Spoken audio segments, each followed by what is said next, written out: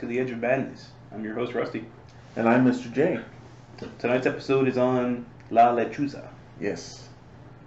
The bird lady. Bird lady, yeah. Yeah, that's a good way to...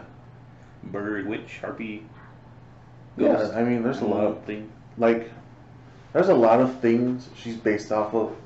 I mean, a lot of it is just like Hispanic and Mexican lore and stuff like that. Mm-hmm. But like, there's pieces of her from like Lilith and then Greek harpies and stuff like that. Right. But I mean, they're all kind of amalgamated together in this one little thing. But before we get to that, we have our current conspiracy for this week. What is that, Rusty? So a couple weeks ago, a black sarcophagus was unearthed in Alexandria, Egypt, or just outside of it. Yes. Initial beliefs were that it could be like Alexander the Great or something like that. Mm-hmm. Because of the sheer size of the sarcophagus, it was like roughly like 9 by 5 by 12. 6. Like 9 by 6. So it was 9 feet long. Yeah. 5 feet wide and 6 feet deep. Okay. Made completely of black granite. Yeah. So it was thought that this was for some important people. They opened it and said that 3 skeletons were inside, what appeared to be soldiers, or people killed in ways that would be similar to soldiers. Yes, because they were found to have damage from arrows on them. So like in their rib cages, they had like broken ribs that would only happen if you were hit by an arrow and stuff like that. Yeah. Also, they were found sitting in what the reports say is sewage. Yeah. But it hasn't actually been tested. They don't know for sure what it is. Yeah. I guess the conspiracy really stems from who these people in the coffin are and what this liquid is. Some people on the internet have said that it could be some kind of potion, some kind of juice, that magical mummy juice. Yeah. That they want to drink to try to absorb these people's power. Yeah, there was actually a game developer, McKendrick, I think his name was. He wants to sign a petition to have the Alexandria Antiquities Committee or something like that actually have him take some of this juice, carbonate it, and turn it into an energy drink. That just sounds awful. I know. How would you do that? I don't know. Maybe it'll come out that these guys were some kind of heroes or demigods or some important people in the past. I don't know, because they're saying that it's sewage, but the thing is, how did it get in there? Because where they found it, there was no like sewage lines or anything like that. It was kind of like the middle of nowhere. Right. And another thing is, I mean, why bury 3 random soldiers in this giant black granite sarcophagus? I mean, that can't, even for pharaohs, that can't be hard. That must be very hard to come by. Yeah, it seems special. Yeah, for sure. It's a huge thing. Yeah. And I mean, when I'm sure people have seen the pictures whenever it was first discovered. This thing looked like something from the Raiders of the Lost Ark. Yeah, for sure. I mean, there was just a giant ditch, and you see this giant black granite sarcophagus. It's like, oh man. Yeah. That's what I was hopeful for. I was thinking it would be some kind of like king. I was thinking it really would be Alexander the Great, and that would be awesome. That would be awesome. But no, it just appears to be 3 normal guys. The thing is, we're not sure if they're just normal guys. Yeah, further excavations will probably reveal. From what it looked like in the pictures, there was no whatever that liquid was inside of it. Kind of, I guess it deteriorated most of whatever they were wearing, or maybe they were buried. I guess the traditional mummified way was them being naked and then them being wrapped in silk cloth or whatever it is. Yeah, but oftentimes they were buried with jewelry and clothes anyway. That's the thing too. In ancient Egyptian culture, you're buried with things that you had in your life or whatever. Yeah. So either your pets, your family, your possessions, things like that. Yeah. So why weren't they? Or the thing is, they're still the site that they found it. They're still looking for stuff just to see if they can find like the little jars that hold their guts or stuff like that. So who knows? Maybe they'll find it within the next week or so. Though I think they also believe that this is post Grecian influence.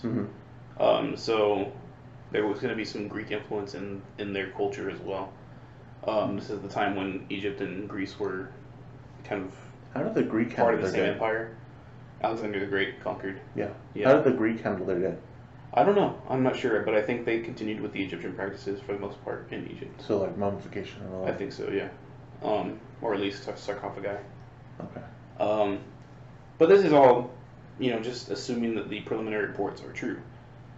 This could be anything. I mean, maybe they're not revealing what they really found. That's the thing. That's what I'm thinking, because it's like, this is such a weird thing to find. I mean, there's this giant black sarcophagus in the middle of nowhere.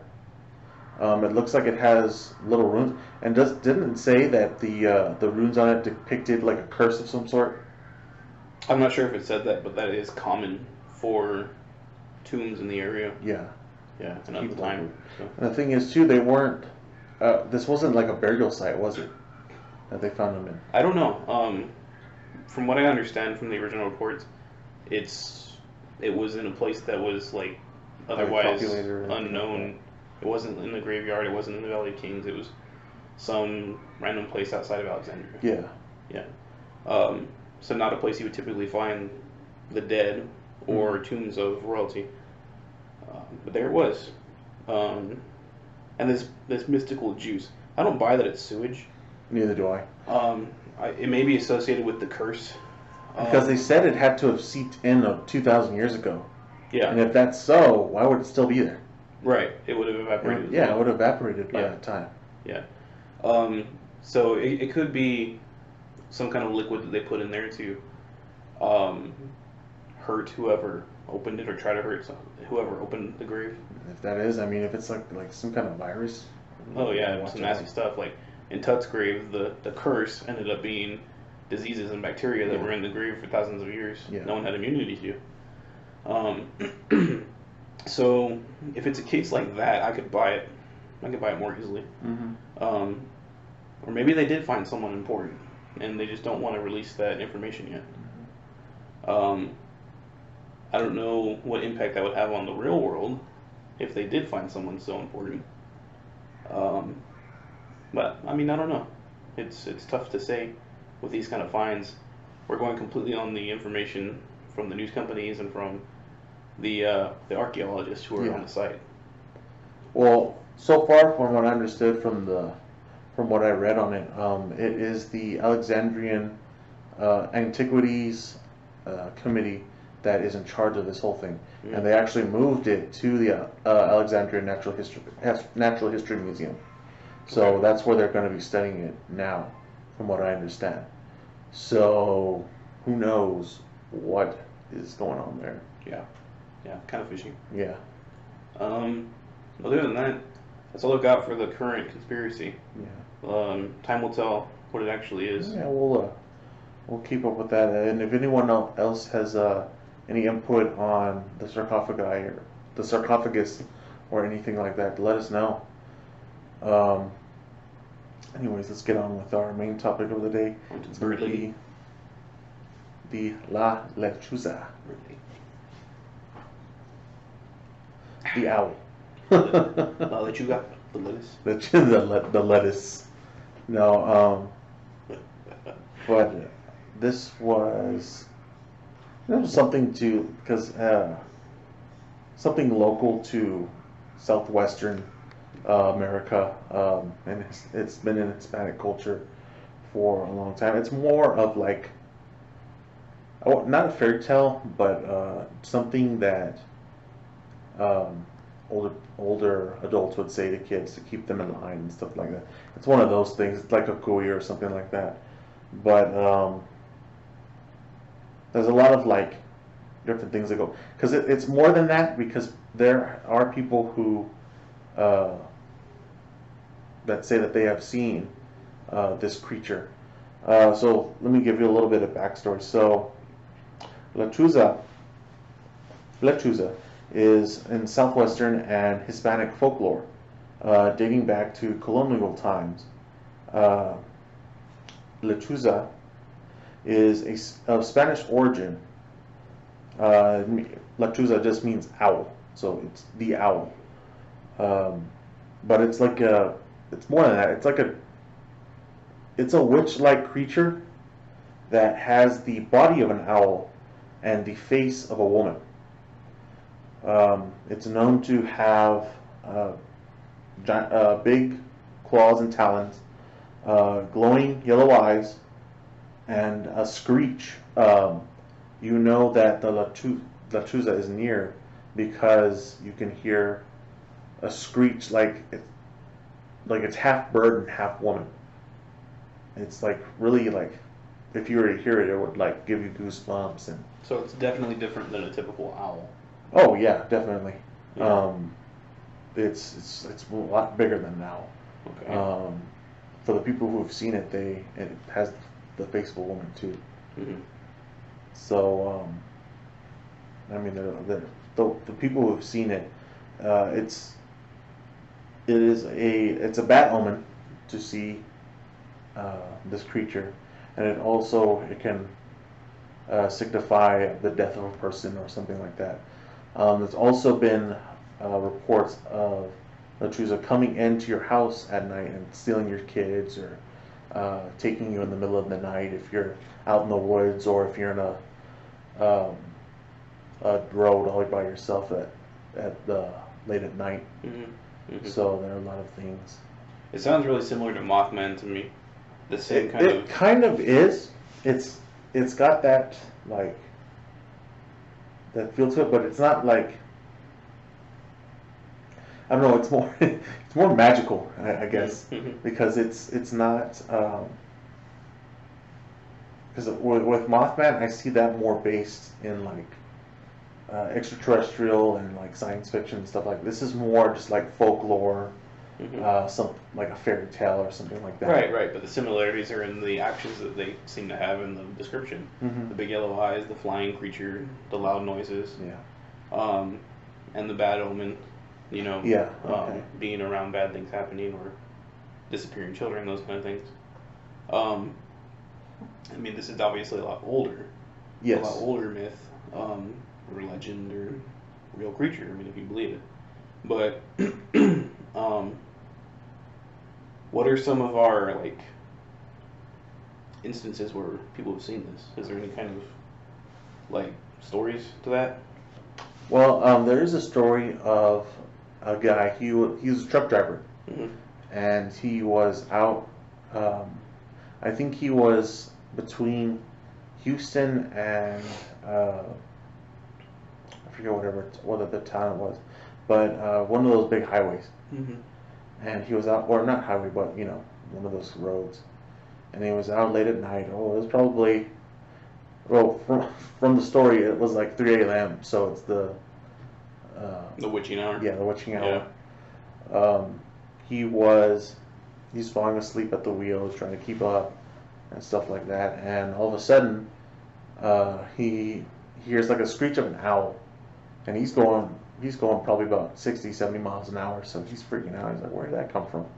And all of a sudden, he stops in the middle of the road. And when he stops, in front of his truck, he sees this thing in front of his truck. So he gets out to see what it was. And when he gets out, he sees this.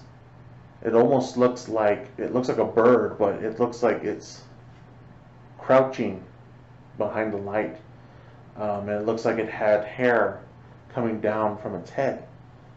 So he thought it was like somebody in like a bird costume or something like that. So he asked them if they were hurt or if they got hit by the truck or anything. When it turned around, he said that he saw just glowing yellow eyes, and he heard a shriek come from that face, and he says that it looked like the face of like a crone or an old woman. Mm-hmm. And it freaked him out, so he backed up. He ran back into the car, ran back into his truck, and he sped off. He had never seen it again. Interesting. Yeah, so it's kind of a typical monster encounter. Mm-hmm. Again, it could be anything. Yeah. We have pretty big owls down here in Texas. Yeah, but I Big mean, barn owls. yeah, the barn owls can get pretty big. But the thing is, too, for a lot of people that are like in North Mexico and things like that, they tell their kids to come in whenever the starts going down because they're afraid that Lechuza will come Right, right. and take them away. Yeah, Because as soon as the sun goes down, Lechuza comes out and yeah, she prowls around. yeah. So it also has the cultural aspect. And I know that you had said that they were similar or related to like skinwalkers and witches. Yeah, well, the reason why I say it witch is because the origin of Lechuza is supposedly she was an Aztec princess. Okay. And when Cortez came to colonize southern Mexico or northern Mexico and southern Texas, he had taken her as like, I guess, a prize, Mm-hmm. and she had buried some of his children. Well, his wife from Spain came down to see what he had conquered, and found out that he had had illegitimate children with this basically this heathen. Right. And so what she did was she took the children down to the river and drowned them.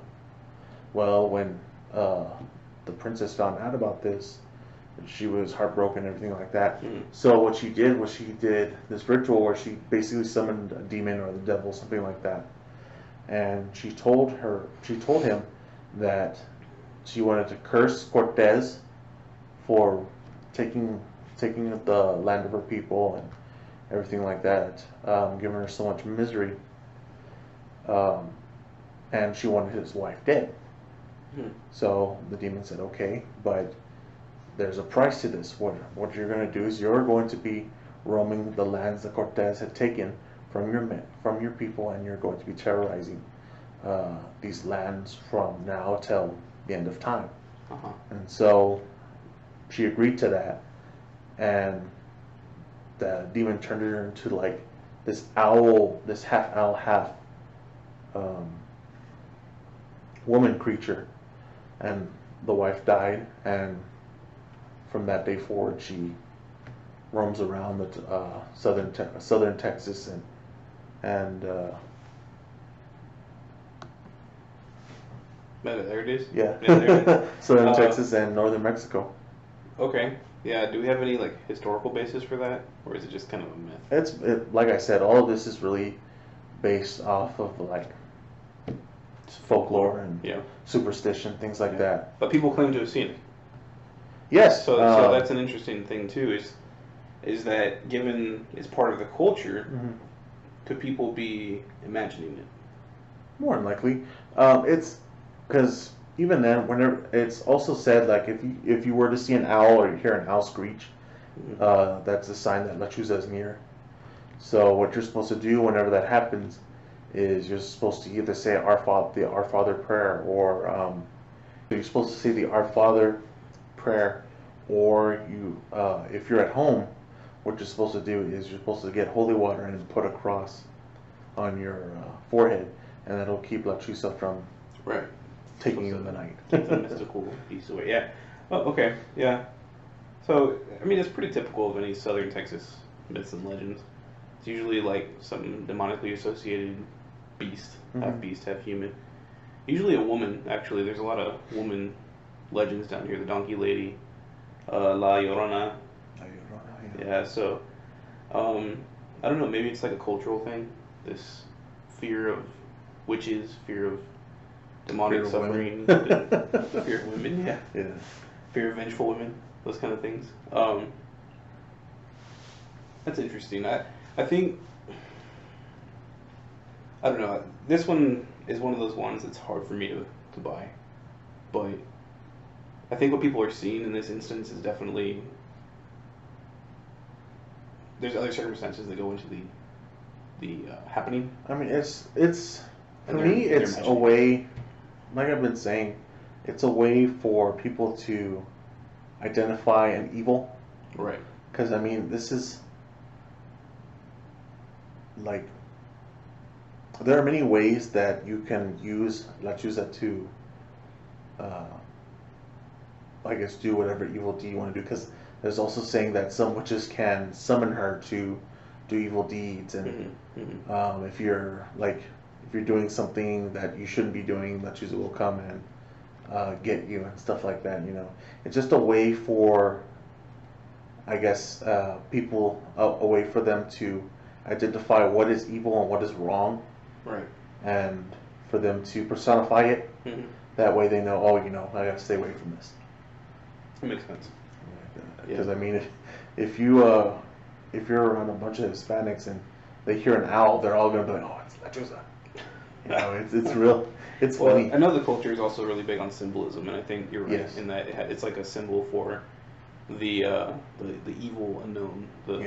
Because I mean, owls in Hispanic culture are very different from that of European culture, where owls are seen more as an intelligent creature, right. Seen as a symbol of wisdom. Owls in Hispanic culture are seen as witchcraft. Right. It's a way of witches to see you in the night and things like that. Owls are seen very commonly to be familiars of witches. Okay. That's why it's so.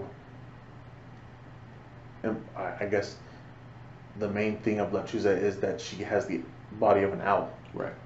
Because it's seen as something evil. To me, the relationship between her and like the typical witch, like the Mexican witch, La bruja. it's the same. They're the same.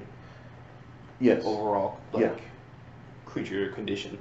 The witch gives her soul to the devil in exchange for whatever power or revenge she wants, and becomes basically a slave to torture people, to scare people, to feed off of their energy, that kind of stuff. It's just evil personified. Right, basically. right, yeah. What's interesting is that usually the witches they're not associated with any particular like one thing. Why is this particular character associated with just an owl?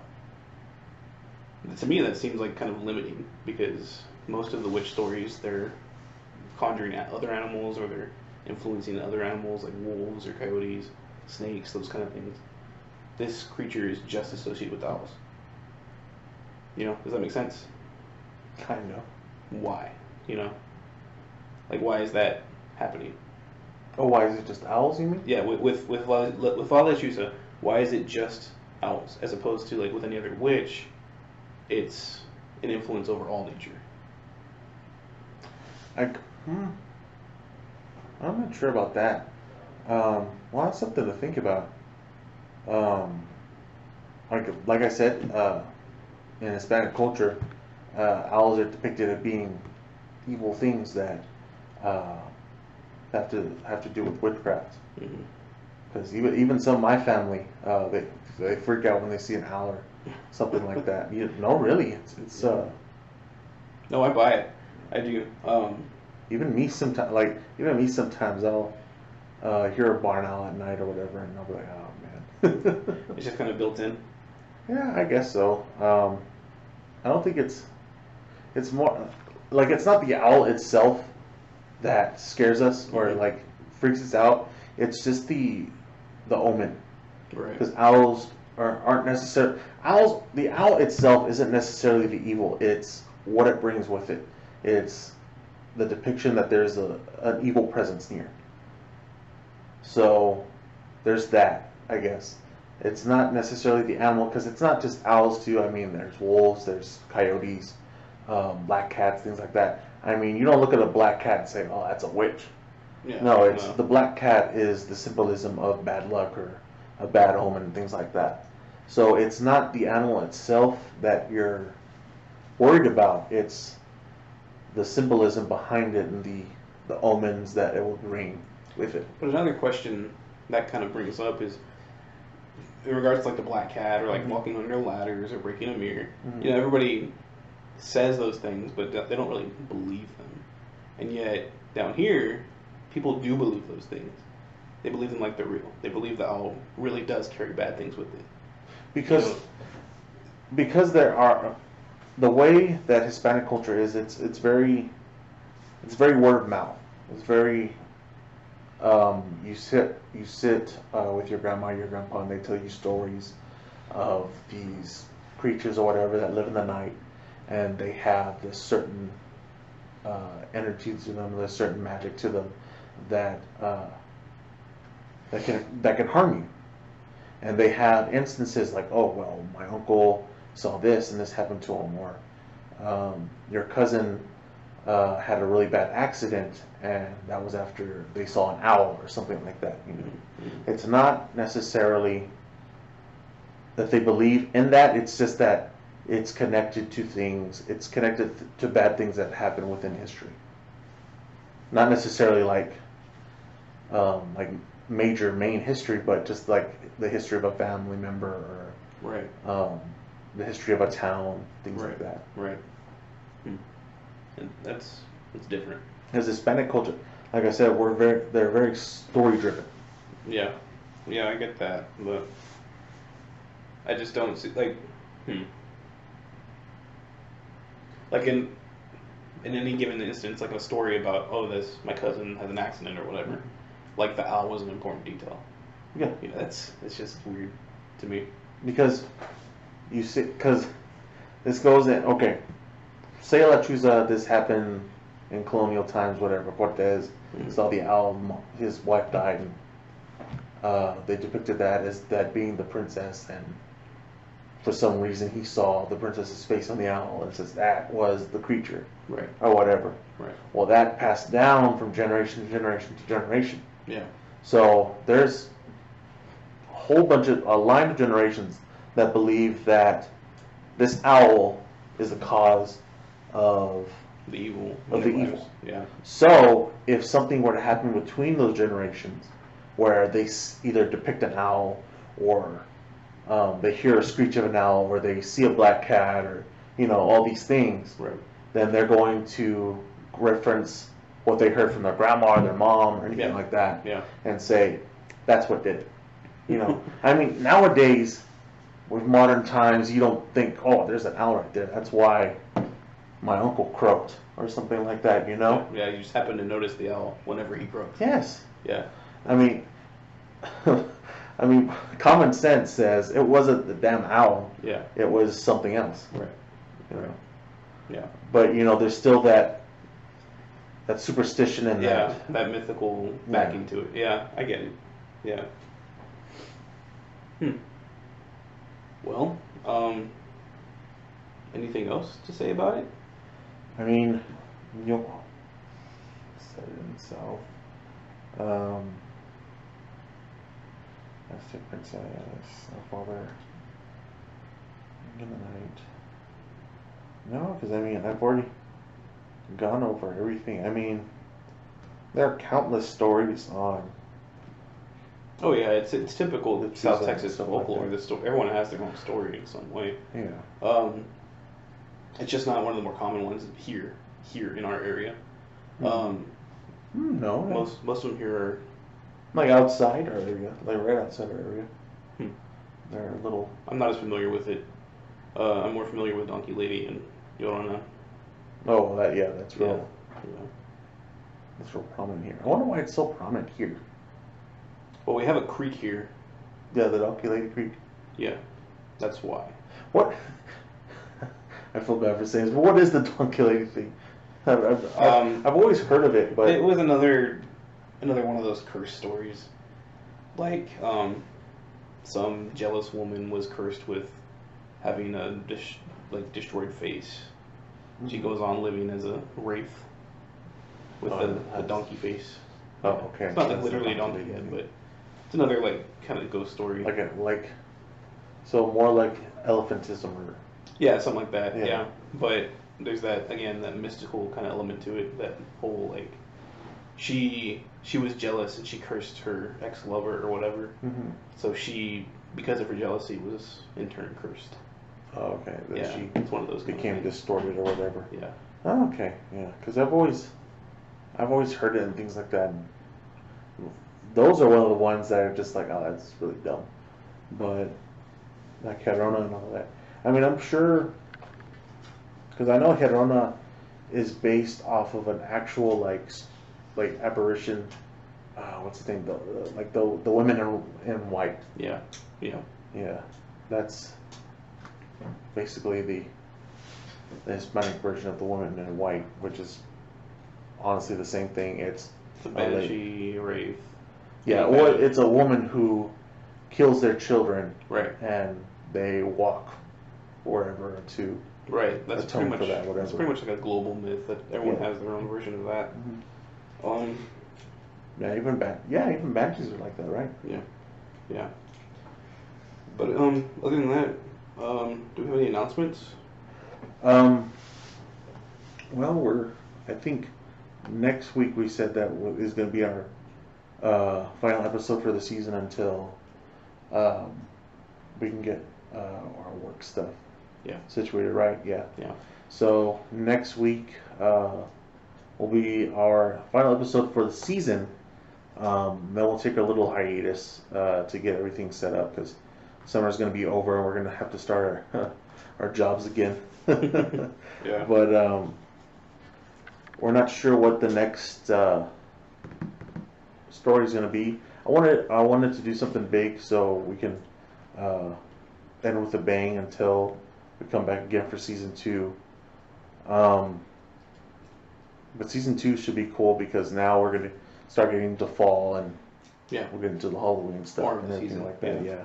So I think it'll be better. Of course, we have our social medias and everything. We'll have them linked down in the description. If you have any stories, I know the Lechuza, El Hirona, the Donkey Lady, these are all very prominent things within our region of Texas and, northern Mexico and things like that, or the Southwest in general. So if you have any stories or any encounters with these creatures, please be sure to tell us what you have. Also, if you have any, what's the word I'm looking for? Questions, comments, concerns, or any tips or pointers that we have, or suggestions. There we go. That's what I was looking for. Suggestions that we can do for future episodes. Please let us know. I know we've gotten some already, and Rusty and I are looking through them to see which ones we can do. And yeah, that's all I got. I guess that's it for this week. This was The Edge of Madness. I'm Rusty. I'm Mr. J. See you guys next time. All right, see y'all guys.